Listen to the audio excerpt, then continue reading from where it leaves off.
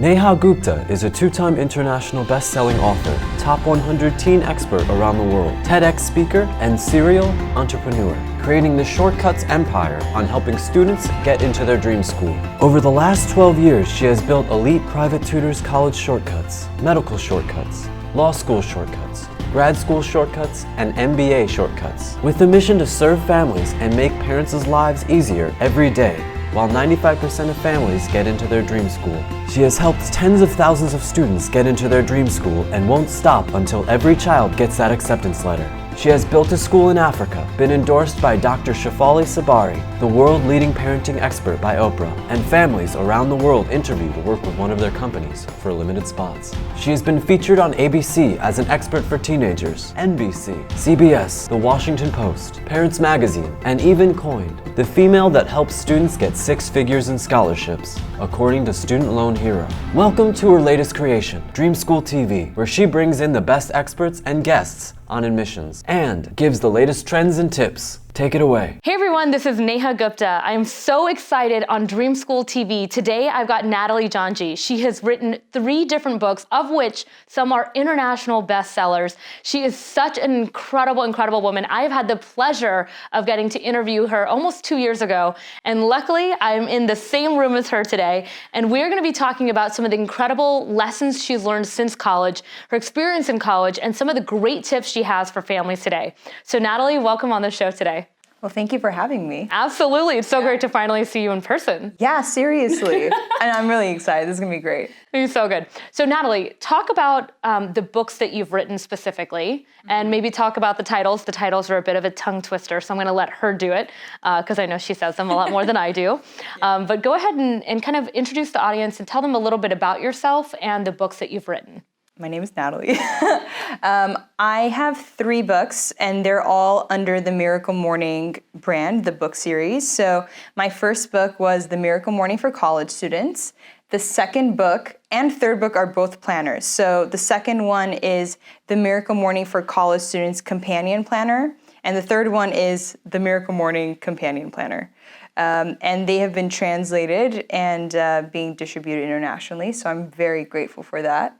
And essentially, these books are helping people, both college students and just everyone in general, help them develop a morning routine that can really guide them to greater self-awareness so that they can have a successful life and career in college, after college, and in life.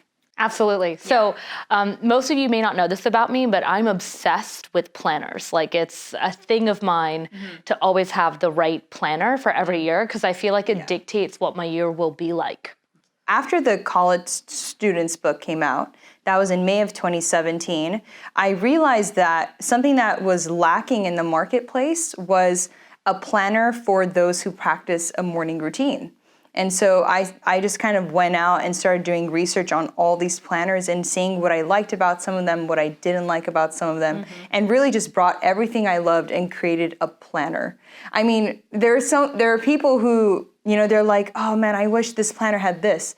So my recommendation is like make your own planner. So funny enough, It's gonna be great. Natalie doesn't know this. I actually made my own planner in 2016 because I couldn't find the planner I wanted. Yeah. And I went to FedEx to get it printed, and it was $100 in black and white, and it was hideous.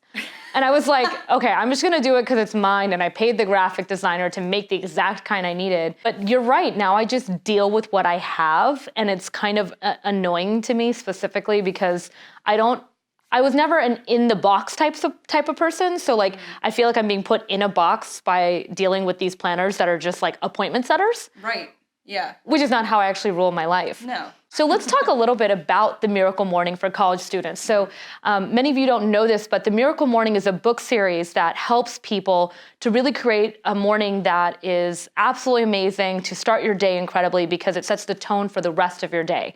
Now, I think it's amazing you're doing it for college students because most of us that were in college at one point, we would wake up at noon on Fridays and then like roll into class and just like put another shirt on and another pair of jeans that are probably not washed. Maybe we would, Natalie's like, no, my clothes were washed. She's like, ew, gross. That's not even true. I still remember my first time I had to do laundry in college. I was fairly local because I've lived in Los Angeles and I went to Loyola Marymount University. So it was like an hour drive between home and school. But I lived on campus. And the first time I had to do laundry, I was so overwhelmed. I literally called my parents and asked them to do it and bring it back. So yeah, there was that moment. And then I was like, by the way, she doesn't know this either, but I also went to college near home as well. And so my laundry is just, I never really understood it. I never got it. I still don't do well with laundry. No, I got mine. Yes. Okay. Well, I'm glad Yes. I figured it out because I was like, okay, well, literally can't call my parents every time I need to have clean clothes. This is true. So let's talk about it. Can you name just a few tips from the Miracle Morning for college students to our audience that may have never heard of it or are curious because their morning routines aren't that solid? It's not just the morning routine. It's also the nighttime routine. And so the book is called The Miracle Morning, but I think as important is your nighttime routine because when what you wake up to is kind of what sets the day.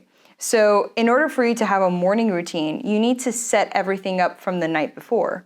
So something I always encourage is for students, I would say, get all your academic stuff ready to go, right? Have the books for your classes in your bag, the binders, whatever you need. Think it all through. Kind of go through your day and ask yourself what you might need. Prep everything academically. Let that be good to go. Plan your workout clothing and your regular day clothing. Have a glass of water on your desk because you're dehydrated when you're waking up, which is why you're so tired. Have the book you're going to read all figured out. And so I'm just going to pause here and kind of describe the missing link here. So the Miracle Morning is about doing 6 things every day. And it's an acronym called the Life Savers. So the first S is silence, which essentially means meditating, praying, getting silent. The second is affirmations. We have 1,000,001 thoughts that go through our mind, whether consciously or subconsciously, and we need to make sure that those thoughts are helping us, right? As opposed to being our own worst enemy or worst critic and kind of the self-doubt and whatnot. So we need to be able to control our own programming. That's what affirmations are about. It's about being your own cheerleader for success. V is visualization. The way I think of this is that we all have the power for imagination.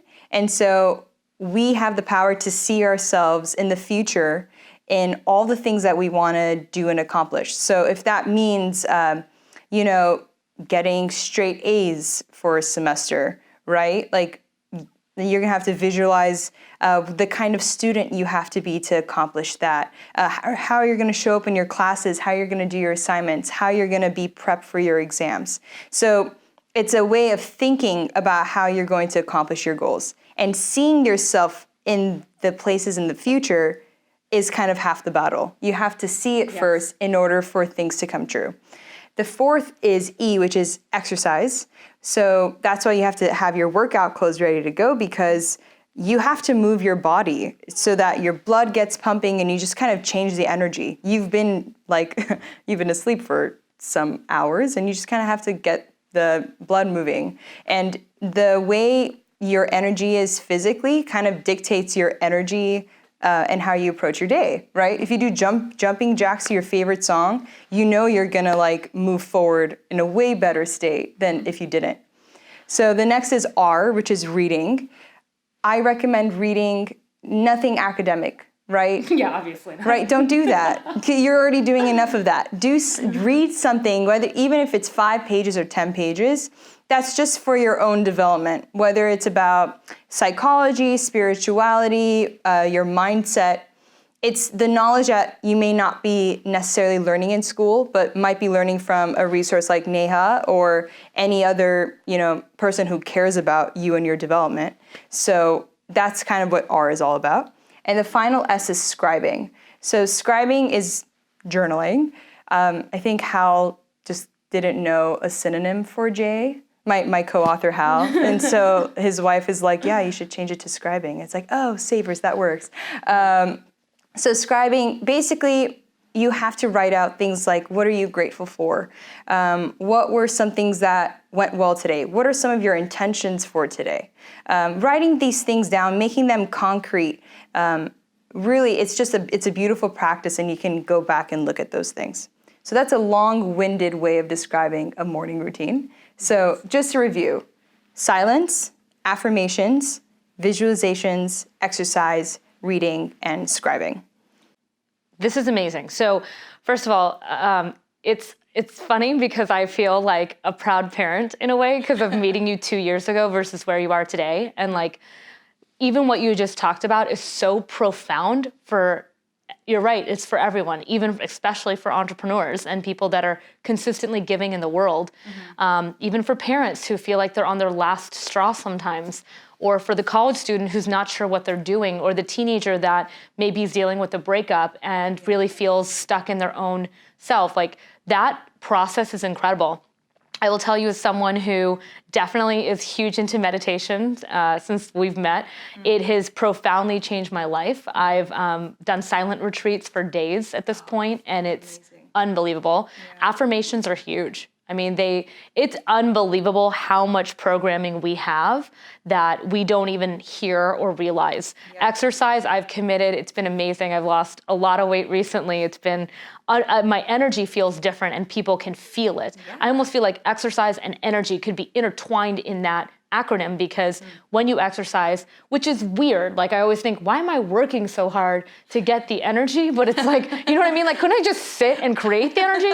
But I realize if I don't work out, I just don't have that like energy of that level. Yeah. Reading is huge. I'm currently reading Becoming by Michelle Obama. Ooh. I know, preach it, sister, right? Nice. So good. Yeah. But like that 5 minutes reading turns into like 2 hours. But I love her stuff. And the journaling is super powerful. I just recently wrote down, you know, as I'm running these incredible brands, that my goal is to be, you know, like I'm the Mark Zuckerberg, and I'm actually looking for my Sheryl Sandberg right now in my businesses, for my head of operations in that way. So awesome. It's very true. These little things can make all the difference in the morning.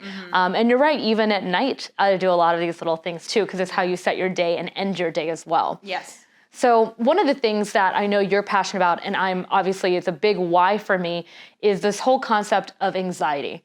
And it's something that I feel like it is finally getting really to the forefront now in terms of teenagers, college students, burnout. My recent TEDx video of Is Achievement Killing Us really stems from my attempt at running away from trauma to really deal with my actual feelings now later on in life, and how I want students to have someone there to help them through this process, because anxiety is almost this badge of honor in society. So what are your views on that in terms of anxiety and the way people kind of use it as, you know, I saw it all the time, like, oh, I pulled an all-nighter to study for this test, or I did that, the other. I never did that. I always slept 8 hours. I still sleep 8 hours every single night. Wow. So it's funny to me when I hear people use anxiety and stress as a way to prove their success. Yeah, I mean, you're definitely hitting the nail on the head, right? So I remember, I think it was only towards the end of college did I realize how much we use exhaustion, anxiety, depression as some like badge of honor. As if like, and because of the competitive atmosphere there is in academic environments, you know, if they're like, oh, I only slept 3 hours, and then the person next to you would be like, well, I only slept 2 hours, right? It's some weird competition, but guess what? Neither of them are winning, right? There is no win for someone who's sleeping that little and not taking care of themselves. I was that student that definitely didn't sleep enough, that was anxious all the time. And the way I describe anxiety is living in a constant state of negative expectation. So basically, if we're using this in sense of visualization, I'm always thinking of scenarios in ways it's going to go wrong. And those images would stop me and paralyze me right in my tracks. So I was a chemistry student, and my anxiety and depression were both really high towards the middle of college, sophomore and junior year. And so I still remember these times where I would just sit alone in my room, staring at all the things I had to study and know that I wasn't going to be able to study all those things, and just kind of paralyzed by my own fear.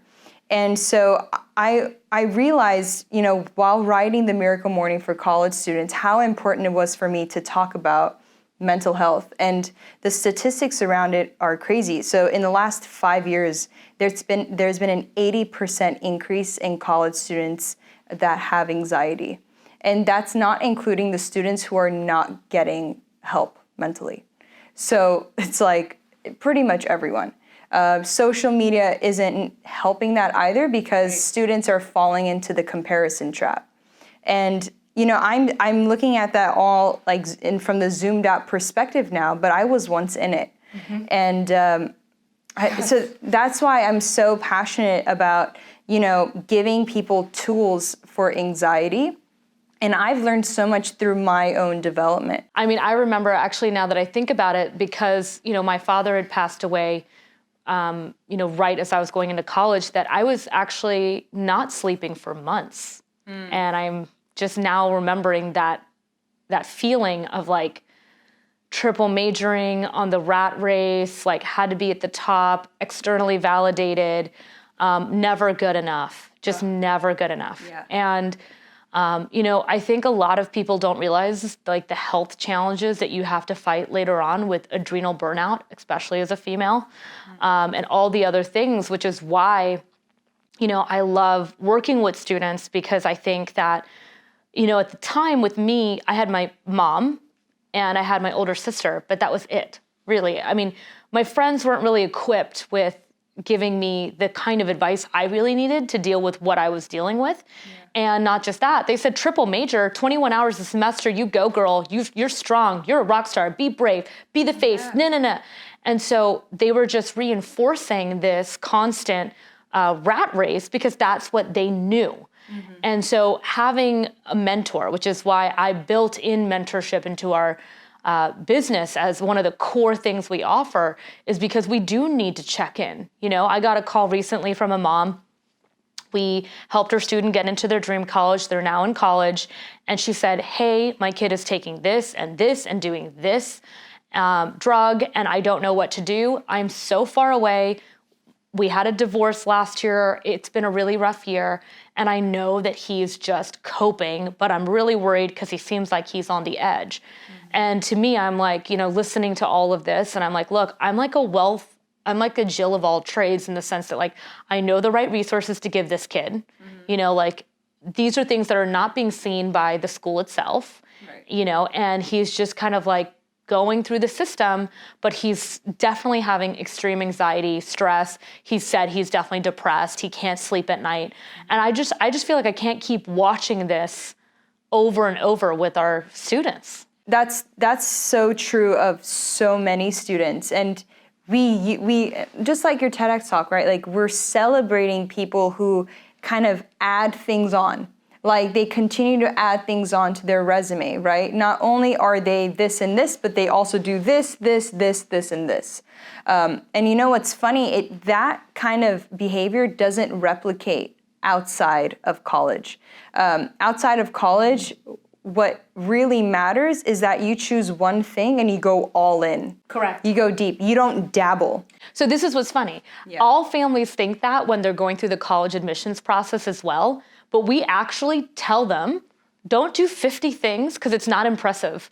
Actually, if you go deep into one thing, like this whole concept of the well-rounded student, like I don't know who came up with this concept of the well-rounded student, of like, my kid does sport, dance, art, volunteer, no. And I was like, I couldn't do sports for the life of me. Okay, I was a nerd and I did art and dance. That was my angle. Yeah. And so I just went deep into that.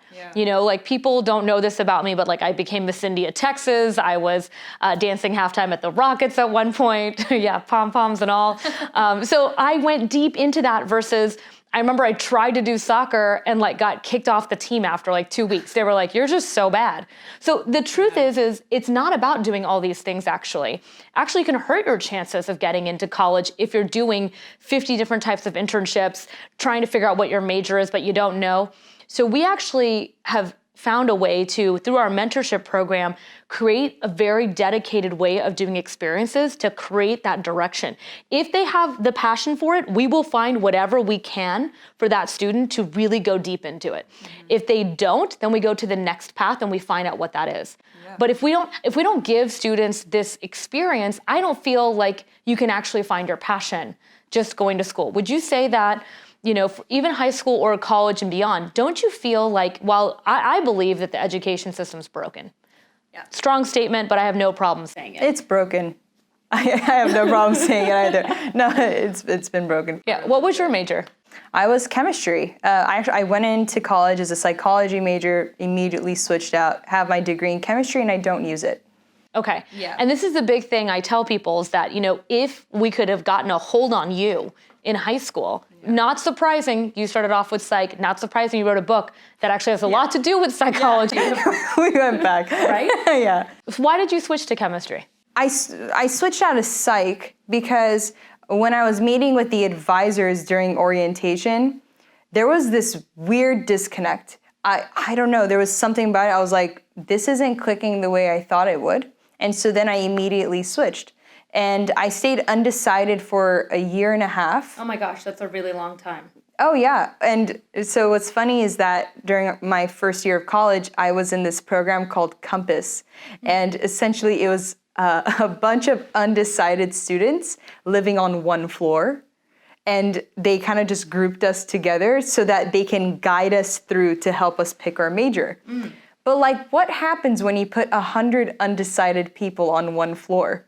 Like, none of us knew what to eat. Like, when we're like, hey, what does everyone want? I want pizza. Oh, no, wait, let's get pot. Like, we already, it's just funny because like we were never able to make a decision. Yeah. There was this running joke where like we would do this thing like #CompassLife because like anytime we were undecided, we're just like, oh, that's just our nature. We're undecided. What a label to put on yourself, Natalie. That's horrible. Well, I mean, we didn't put it on ourselves. It's just, I mean, if that's our environment, we're all just like a product of our environment. So like, if we were undecided about our major, we were becoming undecided about everything, which instills a lot of fear. But were there people in the system that you were in that were helping to mentor you at least on a monthly basis at minimum? Doing assessments, figuring out your personality, figuring out what your interests are, having you try new things, possibly do a free online class with an Ivy League institution to try out different classes to figure out what you wanted. I don't think that deeply, but the program itself, you know, it evaluated your strengths, possible, you know, occupations that would be good for you. Like, you know, they did those kind of general assessments. I think we had a few meetings with an academic advisor, but beyond that, we were kind of left to ourselves. And yeah, and so I think the reason why I chose chemistry is because, you know, I always did think I wanted to be a doctor. And I'm always intrigued by science because I always loved the idea of learning something new every day. Right. Mind you, that's a terrible reason to choose chemistry as a major because it's hard as heck. I mean, I hate chemistry. It's actually the reason I started my tutoring company. Because of how bad my chemistry teacher was in high school, and I remember in front of the whole class, she had said, Neha, you'll never be a doctor. Literally. I know. I was like, I'm the only brown kid in this class. Of course I'm the one to be the doctor, right? No, she literally said that to me. And I remember just like hating it. And then and eventually I started my tutoring company and I was tutoring the kids in her class. And it's just been this running joke that everyone knows from that one chem teacher. But it's true. Like I was like, I can't do this subject. And I created that belief system. I'm bad at chemistry, which then said I cannot come up. I was trying to, at the time, so my mom was diabetic and a severe diabetic. And so, and she's recently working through that and kind of battling out with that and getting rid of it. So I'm saying was, but she had it all through my childhood. And so I wanted to find the cure to it. And so to have a chemistry teacher at 10th grade say to me, well, your grades are so bad, you're just never going to be